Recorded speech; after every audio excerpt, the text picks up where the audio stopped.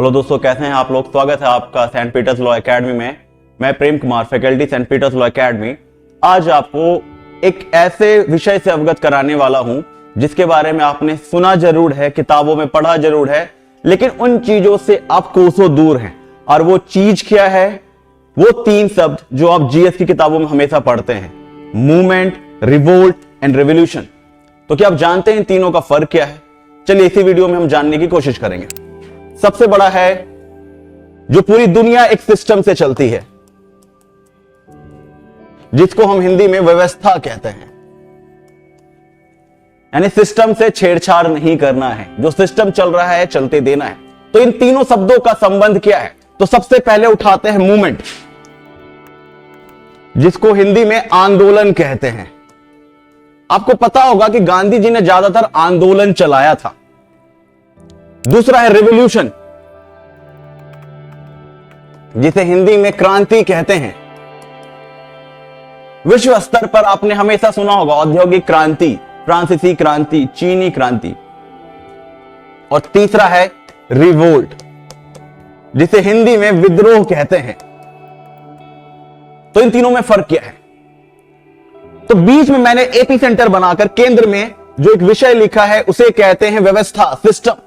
Just imagine करिए, जो system चल रहा है, जिस प्रकार की व्यवस्था चल रही है, उसी व्यवस्था को स्वीकार करते हुए उसमें मूलचूल परिवर्तन, बेसिक चेंजेस के साथ जो करंट सिस्टम चल रहा है उसे एक्सेप्ट करना। जैसे आपको याद होगा गांधी जी की प्रसिद्धि नील क्रांति से, नील विद्रोह से हुई थी, या यूं कहें नील आंदोलन से, जो उन्होंने 1917 चंपारण में स्टार्ट किया था। तो नील आंदोलन क्या था? तो गांधी जी ने उसी नील की खेती की व्यवस्था को चलते रहने देने के साथ साथ उसमें कुछ जो बेसिक सुधार किए थे, वही है आंदोलन।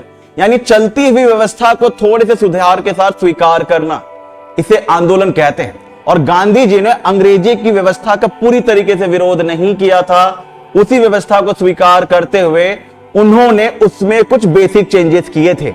जैसे 1917 की 3 कठिया पद्धति, उस 3 कट्ठे भूमि पर बस नील की खेती को थोड़ा कम किया गया, ना कि पूरी तरीके से समाप्त। यानी जो सिस्टम चल रहा है उसको एज इट इज स्वीकार ना करते हुए थोड़े से चेंजेस के साथ। लेकिन जब बात करते हैं रेवोल्यूशन की, जो वर्ल्ड लेवल पर देखते हैं, green revolution, industrial revolution, French revolution, यानी क्रांति एक ऐसी व्यवस्था है, एक कार्य पद्धति है जिसमें आप उस सिस्टम को पूरी तरीके से चेंज कर देते हैं, परिवर्तित कर देते हैं। जैसे आपको याद होगा इंडिया के प्रियम्बल में लिखा हुआ है डेमोक्रेटिक रिपब्लिक, वहां पे मोनार्की शब्द इंडिकेट नहीं है, लेकिन भारत की पौराणिक व्यवस्था, या यूं कहे दास वंश, खिलजी तुगलक या अंग्रेजों, हम कहीं ना कहीं गुलामी की जिंदगी में थे, स्वतंत्रता हमें प्राप्त नहीं था, राजा का बेटा ही अब बनेगा राजा। तो इस पूरी व्यवस्था को चेंज करते हुए, राजशाही को चेंज करते हुए हमने प्रजातंत्र व्यवस्था को स्वीकार किया और पूरी की पूरी क्रांति के रूप में इस पूरी व्यवस्था को बदला है। यानी कि पूरे के पूरे सिस्टम को ही बदलना क्रांति है। जो आप औद्योगिक क्रांति देखेंगे, क्यों?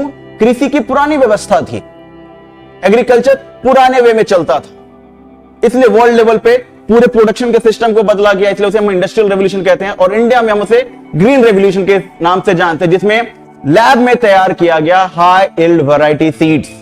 यानी रेवोल्यूशन या क्रांति वो व्यवस्था है जो पूरे के पूरे सिस्टम को चेंज करती है, ना कि आंदोलन की तरह जो उसे मूलचूल या बेसिक चेंजेस के साथ स्वीकार करती है। तीसरा वर्ड है रिवोल्ट, यानी कि विद्रोह। आपने सुना होगा 1857 का विद्रोह हुआ था, ना कि क्रांति। तो क्यों विद्रोह कहते हैं? ये इस व्यवस्था के खिलाफ मुहिम तो छेड़ते हैं, लेकिन उसके अल्टरनेट ऑप्शन में क्या करना है ये नहीं पता।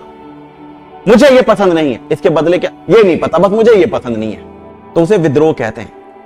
जैसे आपने सुना 1857 का विद्रोह, वो अंग्रेजी सत्ता को हटाना तो चाहते थे, हर एक व्यक्ति विशेष अपने क्षेत्र में अपने उद्देश्यों के लिए लड़ रहा था, लेकिन उन सभी का अल्टरनेट ऑप्शन क्या था?